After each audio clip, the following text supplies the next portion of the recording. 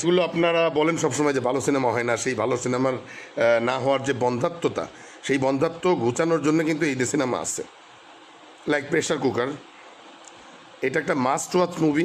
আমি এই ছবিতে অভিনয় করেছি এই জন্য না, একটা কথা মনে রাখবেন, আমার লাইফের একটা রেকর্ড আছে যে আমি যত সিনেমায় অভিনয় করি, সেই সিনেমা যদি আমার নিজের পছন্দ না হয়, আমি নিজে সেই সিনেমার কোনো প্রমোশন করি না।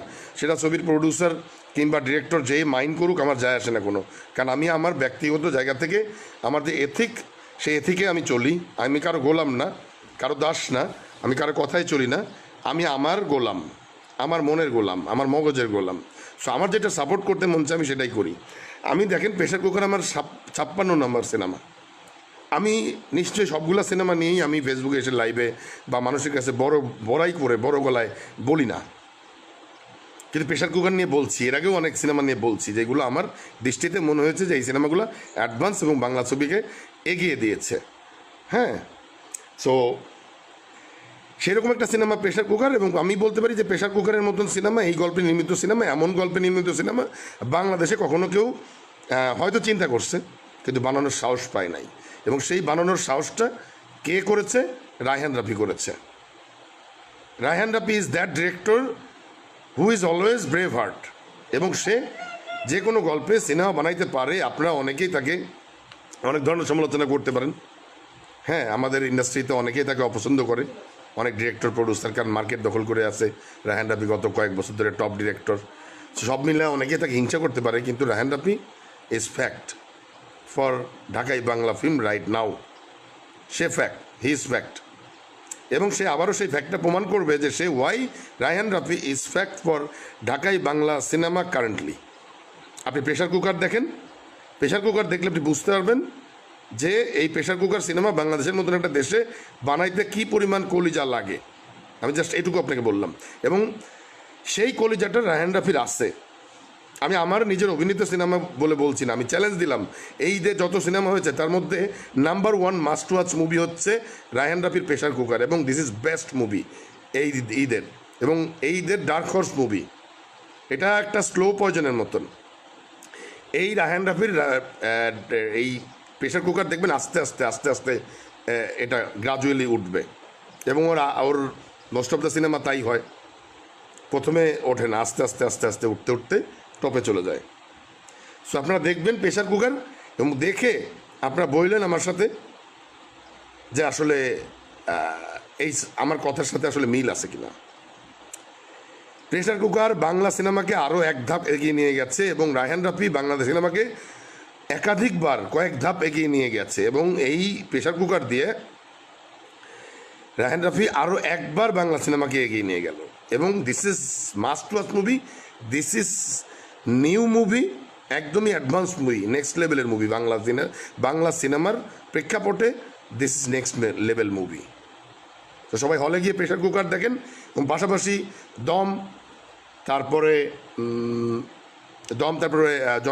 বনলতা এক্সপ্রেস, এইসব ভালো সিনেমাও দেখেন। এই যে আমার মধ্যে 3টা সিনেমা হচ্ছে ভালো সিনেমা।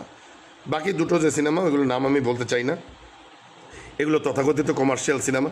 এগুলো বহুত দেখছেন অতীতে, এই রক্তারক্তি, মারামারি, এই চিল্লাত পাল্লা, হ্যাঁ, এগুলো বহুত দেখছেন। আপনারা যদি যারা ভালো সিনেমা দেখতে চান তারা এই 3টা সিনেমা দেখেন। এবং সেই এই বনলতা এক্সপ্রেস, দম এবং হচ্ছে প্রেশার কুকার, এর মধ্যে নাম্বার 1-এ pressure cooker. Pressure cooker must watch number 1 movie. তারপরে অবশ্যই বনলতা এক্সপ্রেস এবং হচ্ছে দম দেখুন। সো সবাইকে ঈদের শুভেচ্ছা, ঈদের দ্বিতীয় দিনের শুভেচ্ছা। সবাই ভালো থাকবেন, টাটা, বাই বাই। বাংলাদেশে ভালো ছবি অনেক হয়, বছরে একাধিক ভালো ছবি নির্মিত হয়, কিন্তু বেশিরভাগ সময় দেখা যায় যে প্রকৃত ভালো ছবিগুলো আসলে হলে দর্শক খরায় ভোগে। বিপরীতে হিট হয় ম্যাক্সিমাম ছবিই, তো মনে করেন বেশিরভাগ সিনেমাই তো আসলে তথাকথিত বাণিজ্যিক সিনেমা যেগুলোকে বলি আমরা। এবং সেই সিনেমাগুলো তো আসলে basically one time watch movie. এবং এই মুভিগুলো বেসিক্যালি হল থেকে বেরিয়ে আর ম্যাক্সিমাম মানুষেরই মনে থাকে না। এটা আপনারা সবাই জানেন যে সারা বিশ্বেই বাণিজ্যিক, প্রধানত হলিউড বাদ দেই, আমাদের এই সাবকন্টিনেন্টে মূলধারার বাণিজ্যিক সিনেমা সিংহভাগই আসলে হল থেকে বের হয়ে যাওয়ার পরে আর মনে থাকে না, মনে রাখার মতন কিছু থাকেও না। তো সেই জায়গা থেকে অনেক বোদ্ধা দর্শক বা শিক্ষিত রুচিশীল লোকজনের দীর্ঘদিন একটা মুখে অপ্তবাক্যের মতন ফোটে, সেটা হচ্ছে ভালো সিনেমা হয় না, ভালো সিনেমা হয় না। কিন্তু আমরা যারা সিনেমার সাথে জড়িত তারা আমরা বলি যে আসলে ভালো সিনেমা হ্যাঁ কম পরিমাণে হয়, কিন্তু কিন্তু মানে বছরে 2-4-5টা কিন্তু ভালো সিনেমা অ্যাটলিস্ট হয়। কিন্তু সমস্যা হচ্ছে সেই সিনেমাগুলো যখন রিলিজ হয় সেই সিনেমা মানুষ হলে খুব একটা দেখতে যায় না, এবং হলে রিলিজ হলে ম্যাক্সিমামই দর্শক খরায় ভোগে। সো এটা আসলে দোষ কার? হ্যাঁ, আমাদের সঠিক প্রচারণা অনেক কিছুর অভাব। কিন্তু এই যেগুলো ভালো সিনেমা আছে, এবং ঈদে বস্তা বস্তা সিনেমা সহ বলছি, সমস্ত সিনেমাই তো আসলে ভালো প্রচারণা হচ্ছে, এবং প্রত্যেকটা সিনেমার প্রমোশনাল বাজেট অনেক হাই লেভেলের। প্রত্যেকটা সিনেমার প্রমোশনাল বাজেট দিয়ে বাংলাদেশের গড়পড়তা একটা মুভি হয়ে যায়। এই ঈদে 5টা সিনেমার যে প্রমোশনাল বাজেট, আই থিঙ্ক, এবং আমি জানি যতদূর আর কি। তো সেই জায়গা থেকে কিন্তু ঈদের সবগুলো সিনেমার প্রমোশন কিন্তু খুবই দুর্দান্ত, এবং সারা দেশের মানুষ এই ঈদের সময় সিনেমার দেখার একটা জোয়ার চলে, এবং সেই অনুপাতে কিন্তু সবার মুখে মুখে বাংলা সিনেমার নামই এই মুহূর্তে ভেসে যাচ্ছে।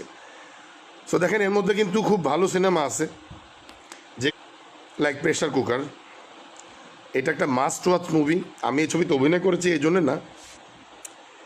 প্রেশার কুকার বাংলা সিনেমাকে আরও এক ধাপ এগিয়ে নিয়ে গেছে, এবং রায়হান রাফি বাংলাদেশ সিনেমাকে একাধিকবার কয়েক ধাপ এগিয়ে নিয়ে গেছে, এবং এই প্রেশার কুকার দিয়ে রায়হান রাফি আরও একবার বাংলা সিনেমাকে এগিয়ে নিয়ে গেল।